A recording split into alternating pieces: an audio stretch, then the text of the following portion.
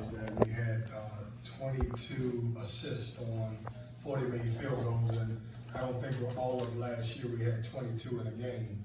I thought we shared the ball. The other thing about our team tonight, we played with great energy. I thought guys like Jarkel Joyner at the beginning of the game did a great job of setting the tone on the defensive end, and we were able to play a lot of guys and see a lot of different combinations. And I looked at this coming into this as we had 4 games leading up to when we play, and I'm talking about the 2 games in Bahamas, and then obviously playing the scrimmage and then the exhibition. So proud of our guys. I'll take the tape. I'll go back and look at some things, see what we need to clean up.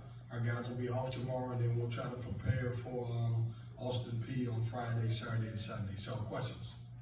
Kevin, how many deflections did y'all have tonight? You know, CL, I knew you were going to ask that, and I'm going to find that out for you a little bit. We had 25 at the half, and I didn't find out after the game.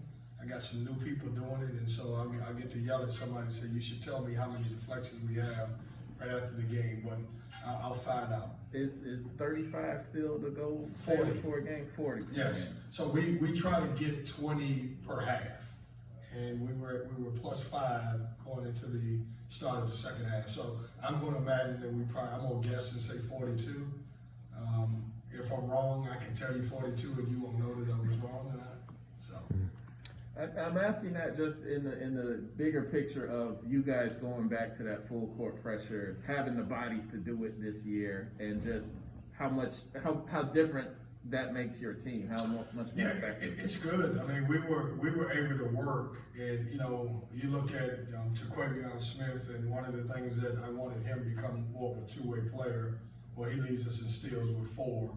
I think Jarkel Joyner really can dog the basketball and turn his guy, and then we got left on the perimeter. And so, you know, being able to play in that rotation 9 to 10 guys certainly helps us wear teams down.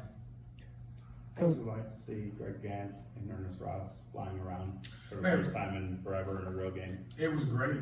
I mean, it really was. I didn't play Greg in the scrimmage because I wanted him to, you know, get an extra few days in and all that other stuff before I put him out there. But it was great. It shows you, you know, those guys, Ernest and Greg, their length and their ability to switch 1 through 5, their ability to play different positions.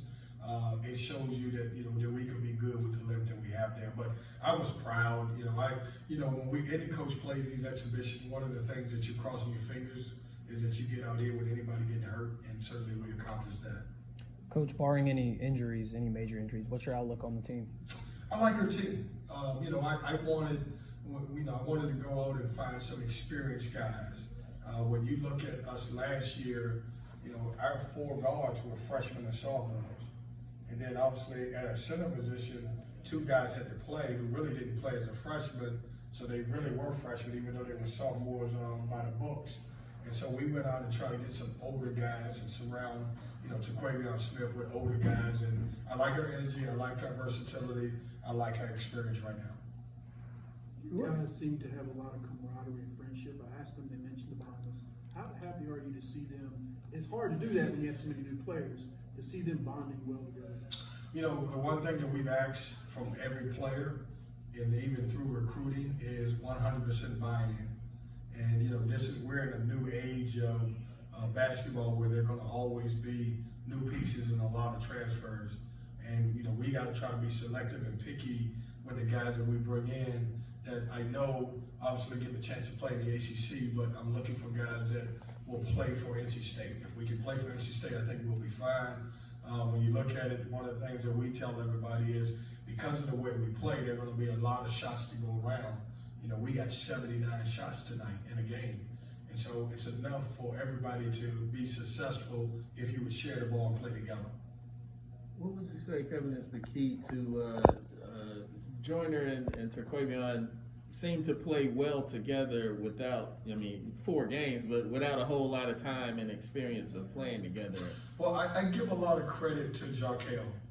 I mean, here you're talking about a guy who's transferred from the SEC, and he's kind of taken Terquavion under his wing as an older guy and, you know, embraced him. And, you know, it's exciting about playing with him. And I think same thing with T. you know, those two guys feed off each other. You should see them in practice every day. They're really excited about it. They compete against each other in practice sometimes, but when they're on the same team, they just love playing together, and I think that's helped our team.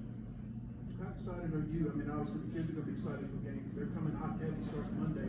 How excited are you for the regular season? I'm excited. I mean, basketball's here.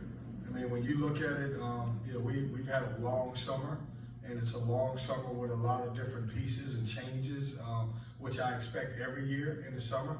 But I'm excited that we finally get an opportunity to start our season.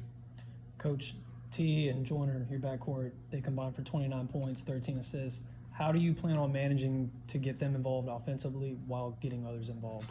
Yeah, I think both of them are very unselfish. Like, I want to say in our scrimmage, Quavion led us in assists. And he had 6 in that one, and then you look at tonight, he had 7, and I think John Kill had 5, and then 6 tonight. And so those guys, we're seeing a path where they know they can score the basketball, but in order for us to be successful, we got to get people involved. It was great being able to throw the ball into DJ to get some baskets. You know, obviously, we're going to play against a lot of bigger teams where they're going to play more post guys, but I just wanted to see a sample size of both Dushan and also DJ where we could score the ball in the inside. We didn't have that dimension last year. I felt like we were really more perimeter than anything. But those two guys are very unselfish. Kevin, how concerned are you, obviously it didn't matter tonight, but with rebounding? And I mean, is it gonna be kind of like a by committee thing, like everybody has to contribute each night? Yeah, I think, see, all in every team, unless you got that one dominant rebounder, and most teams don't, it's a few teams that do have that one dominant rebound.